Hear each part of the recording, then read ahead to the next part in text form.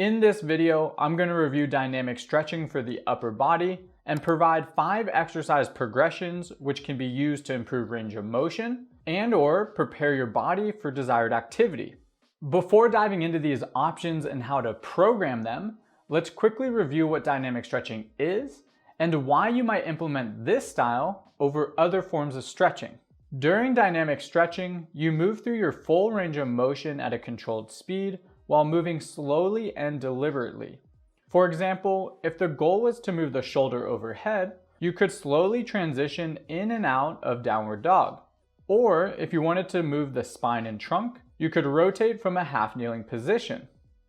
As to why dynamic stretching is beneficial, there's more information available as it relates to the lower body. It can improve flexibility or range of motion, and when compared to static stretching, it has shown to be more beneficial for performance outcomes, such as with jumping or sprinting. For the upper body, there just is not as much information available. But generally, there are a few factors as to why you might implement dynamic stretching as part of your warm-up. It might be to address specific deficits, such as reduced shoulder flexion range of motion.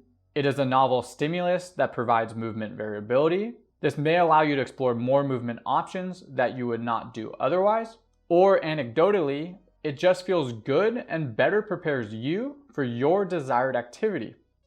These exercise progressions will address shoulder flexion, shoulder extension, gross shoulder range of motion, and spine and trunk rotation, since multiple studies have shown that targeting the thoracic spine can improve shoulder and neck range of motion in multiple planes.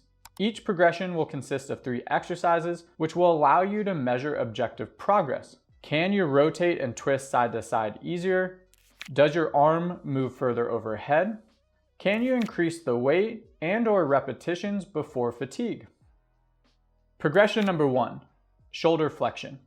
Start on your back, hold a weight with both hands, and slowly pull the weight over your head as far as tolerable while keeping elbows straight. As you move the weight overhead, think about flattening your low back to the ground to really engage your abs. Hold the bottom position for 1 to 2 seconds, and then slowly return back to the start and repeat. You can progress by performing the same movement on a bench or elevated surface. And then finally, you can progress by holding your hips and knees up to 90 degrees. As you get more comfortable with this movement, you can gradually increase the weight you use. Progression number 2, shoulder flexion and thoracic extension. Start on hands and knees and slowly rock your butt back to your heels while keeping elbows straight. Hold the bottom position for 1 to 2 seconds and then return to the start and repeat. To progress, you will move into a tall plank position and slowly transition in and out of downward dog, keeping your elbows straight. Throughout the movement, think about pressing the floor away from you, and at the top, pull your chest toward your toes. And finally, you can progress to downward dog toe taps. As you move into downward dog, take one hand and reach toward your opposite toe. Return to the start and repeat with the other hand. For the arm that remains on the ground, think about pushing the floor away from you throughout the movement. Progression number 3, shoulder extension. While sitting on the floor with your hands behind you, lift your butt slightly off the ground and slowly rock towards your heels, moving your shoulders into more extension. Slowly move in and out of this position.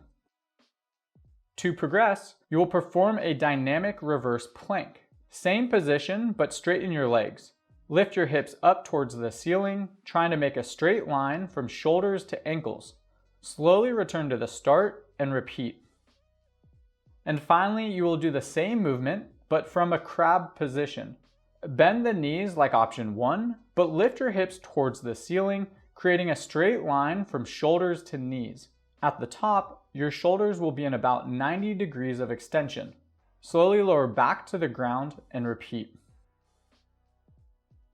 Progression number 4, gross shoulder strength and range of motion.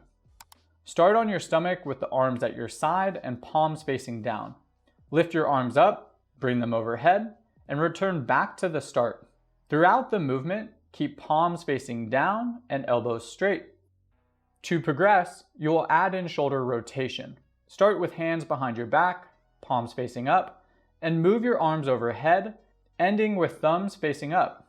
Return back to the start and repeat, keeping elbows straight as you move overhead. To progress to the final level, you will add weight to this movement by holding plates, dumbbells, etc. For all of these, move slowly and deliberately, trying to keep arms as high off the ground as possible. Progression number 5, thoracic rotation and gross shoulder range of motion. Start on your side with knees and hips bent and head supported. Start with your arm out in front and slowly slide your hand along the ground like you're making a half circle. Return back to the start and repeat. To progress, you will move into a half kneeling position. Rotate over the up knee, trying to make a big circle with the arm as you rotate through your spine. Throughout the movement, keep your eyes on the moving hand as this will help maximize thoracic rotation. And finally, you can perform this movement on a wall. The knee closest to the wall will now be in the up position. Move your arm in a circle and rotate through your spine, trying to keep your arm off the wall. Move slowly, keeping your eyes on your hand throughout the movement. For programming, choose 2 to 5 movements specific to your needs or your desired activity and perform 2 to 4 sets for 8 to 12 repetitions each. Again, move through your full range of motion at a controlled speed while moving slowly and deliberately. The entire sequence should take anywhere from 5 to 15 minutes, but you can adjust duration as needed.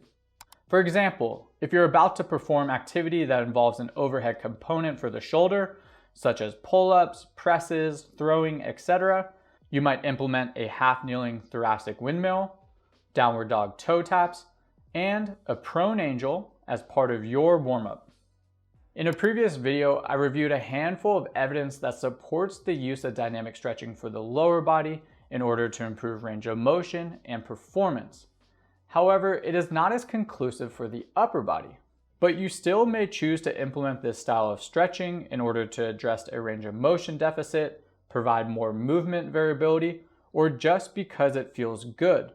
The exercises and progressions shown cover a wide range of options for the shoulder and spine and will allow you to objectively measure progress. Alright, that is it for today's video. If you enjoyed it, please do us a huge favor, tap that like button, and if you haven't already, make sure you subscribe and turn on notifications. If you have any questions or even suggestions for future content, just drop those below in the comments. Alright, until next time.